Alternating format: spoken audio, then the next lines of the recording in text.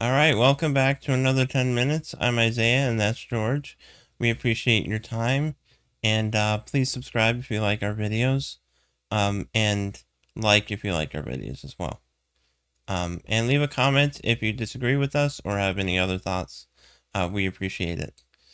And that's kind of what I want people to. Uh, I want people to feel very comfortable in expressing their opinions, so that we can actually have meaningful discussions and conversations, which is what I aim to do or want to do uh, in life, because these things are very important, I think. But recently there's been a lot of difficulty in my life and in things that I've been going through, as well as my parents and my brother, and there's been in and out trips to the hospital, and he's back in the hospital again with the same issue that he was dealing with earlier this week. But it's been almost over a year that we've been dealing with issues, sickness, and um, all sorts of difficulty in, like, my dad's job, and in um, just the home life has been very stressful, and anxiety and all that. And the other day I was like wondering, where is God in all of this? Where is he? And why do we have to deal with all of this? And it's not an easy thing to deal with. And I understand why there are people that are mad at God, because there is difficulty. But then when I considered the fact that Caleb's trip to the hospital was due to a very small thing. He was having pain from a change in his food diet, a major bloating. We wouldn't have realized that he was having issues with his lungs unless that had happened. And I realized at that moment, I'm sitting here questioning where God is, and wanting to give up. But that was like a small detail that changed my mind, and made me feel foolish.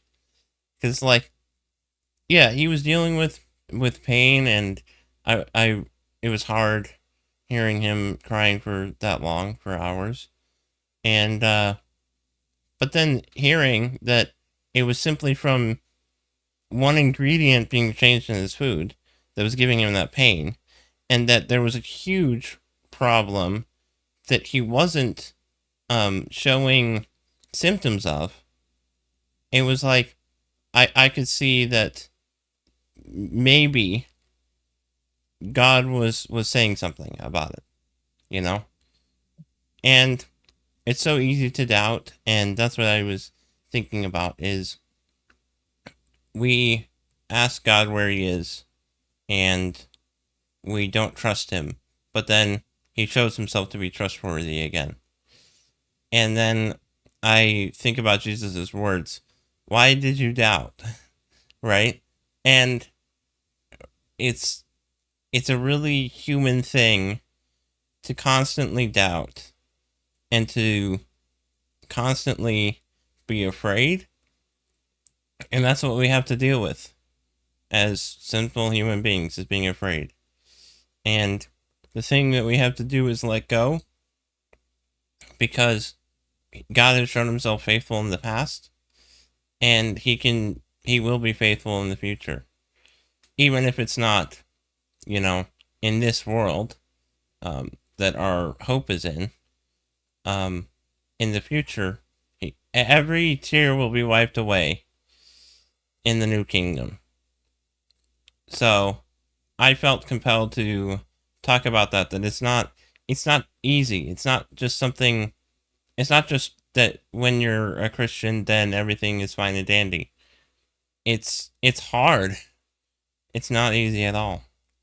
So that's what I was thinking about at this time. So, do you have anything that you want to add?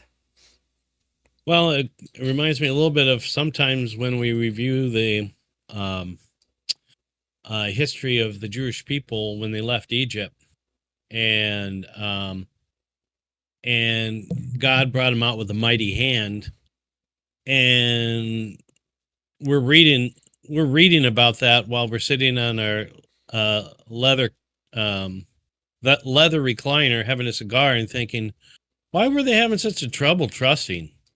This is, I mean, he did it. I mean, but we kind of forget that there's a part. First of all, we're in this world um, that fell from him, and so the challenge to restore it is not going to be. It's going to be as difficult or more difficult than it was to fall. And so, but you look at the children of Israel, and and I sometimes put myself in that place, wondering, would I have been one of the complainers? Right. You know, I don't know. You know, me and my comfortable leather bound, which I don't have, but if I did have one, I have a comfortable chair. But um, reading about them wandering in the wilderness, um, yeah, they saw some amazing things. They witnessed some amazing miracles. But that all being said, uh, they still had to walk. You know, they still had to travel, and so we kind of go through life highs and lows. Sometimes we're very confident, and granted, that's fine. We can be, and then there's other times like, oh my gosh, all is lost. It's like, there's a proverb that says that in times of Difficulty? scarcity, Scarcity.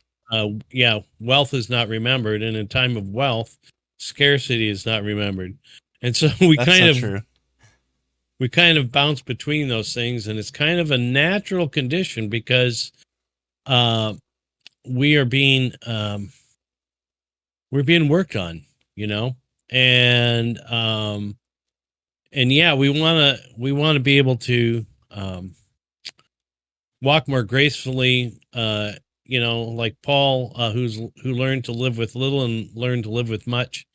And but for him, it took first of all being knocked off his horse, blinded, and then through his life, the Judaizers following him from town to town, him being stoned, him being threatened, him being imprisoned, him being whipped. And so Well, and it's always important to remember that um, Christ went through suffering more than a lot of us would go through. And that there's nothing that he is asking us to do that he didn't do, that he wasn't willing to do.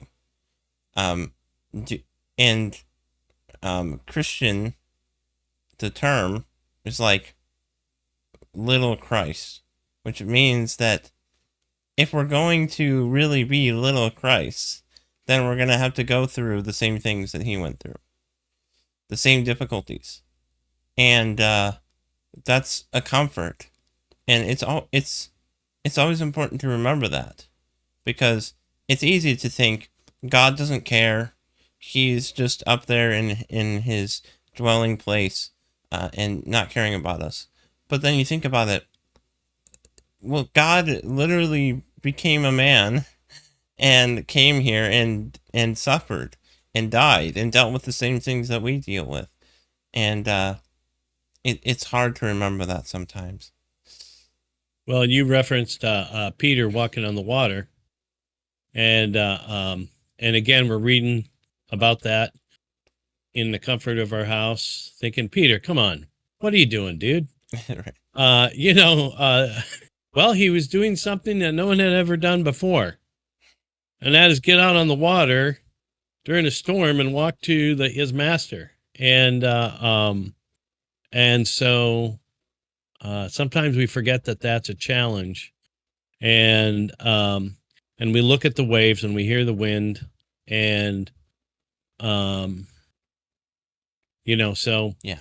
uh, it just encourages us to um, our faith is being tested in times of difficulty, and so and if it's being tested, and you're in the the gymnasium of faith, that means that there's an opportunity, if you don't pull a muscle or slam a dumbbell on your foot, that you're going to increase some strength, and you may not know it until the next day or the next week when you realize, wow, I'm starting to feel stronger again. Mm-hmm. Uh, so Well, thank you for joining us, as always. And we know it's a little short, but we appreciate your time. So alrighty, Godspeed. have a good week.